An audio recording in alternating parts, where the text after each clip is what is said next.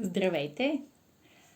Днес продължаваме с водещите ценности, които ме ръководят в работата с децата, докато преподавам български литература. И днес е ред на искреността. Защо избрах тази ценност? Може би зависи от темперамента на хората. Аз лично изключително много уважавам тази ценност у хората и затова тя е важна за мен. Тя е важна за мен и по отношение на моята работа, тя е важна за мен и по отношение на личния ми живот. Особено в този луд свят, в който живеем днес. Знаете, ние сме затрупани, буквално сме облъчвани от всички страни ежеминутно с някакви реклами. Нали така? Аз, например, като потребител, на мен постоянно ми се налага да слушам на реклами, ща или неща. Знаете, където и да пуснете, където и устройство да пуснете около себе си, рекламите са навсякъде. И когато слушам аз рекламите като потребител, много често установявам за себе си, че има едно огромно разминаване между това, което се говори в рекламата и действителността такава каквато е. Аз още не мога да свикна с този факт. Това е новото нормално, може би, но за мен това не е нормално. Не знам, но субективно е наистина какво е нормално и какво не е.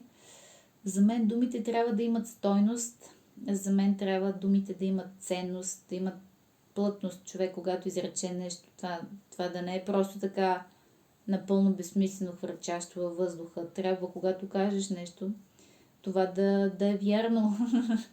И сега, когато аз съм се отдала на частна практика и всъщност на мен ми се налага да рекламирам, за да развивам дейността си, и вече съм от другата страна на монетата. Аз наистина изключително съзнателно съм си поставила за цел, когато аз рекламирам, много да внимавам какво изричам, как го изричам, защото наистина държа това, което казвам, да е вярно и да отговаря на истината. Какво всъщност значи искреност? Как аз разбирам нещата? Искреност, това е нещо много простичко.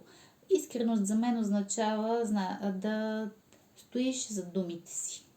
Това, чисто и просто да стоиш зад думите си, които изричаш. Много го уважавам това нещо от човека. За мен е изключително важно, защото смятам, че това нещо възвисява личността.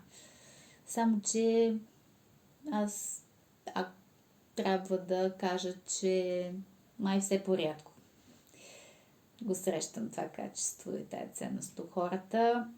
Ще ми се да я срещам по-често и затова отделих специално видео на тази ценност, и то защото аз наистина държа на тази ценност, да я прибавя към своята ценностна система, да я следвам тази ценност. Така че, когато аз разговарям и с родители, и с деца, старая се да бъда искрена и приземена. Какво имам предвид, като казвам приземена? Имам предвид да съм естествена, имам предвид да съм непринудена, неподправена. Това имам предвид. За мен е нормално човек да се държи по един естествен начин. За мен това е правилното поведение. Обратното на естествено, земно, витално, пък е какво? Превзетото поведение. Аз лично не си падам по превзетото поведение, ви гарантирам, че и учениците, толкова ученици са минали през школата ми. Аз не съм видяла до сега нито едно дете, което да се захласва по някоя превзета личност в училището си. Даже трябва да ви кажа, че много се смеят тук, като почнат да ми имитират поведението на някои такива персони с така по-превзето поведение. Това имам предвид, когато говоря за искреност и виталност, т.е. приземеност. Нали? Когато разговарям с родителите и давам обратна връзка, щом съм доволна от ученика, много държа да си го похваля. Щом има нещо нередно, също трябва да го кажа. Ученици, имайте предвид, ако слушате вие това видео, трябва да се казват нещата без излишна критичност, без обвинителност, но трябва да се знае. Това е. От друга страна искам да спомена също много ясно, че аз много държа и ги умолявам децата, с които работя, също да проявят искреност. Сега знам, че е много трудно за тях. Те са сега в един бесен пубертет и живеят в едни фантасмагории, много са склонни да си въобразяват разни неща и да си измислят разни истории, но въпреки това мисля, че сега е момента, в който те градят характера си и затова постоянно ги поощрявам да се опитват да се искрени.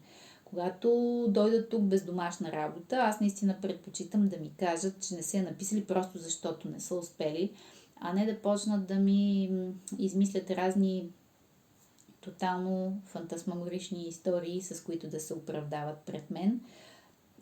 Понякога направо ми става неудобно да ги слушам, техните измислени истории. Толкова са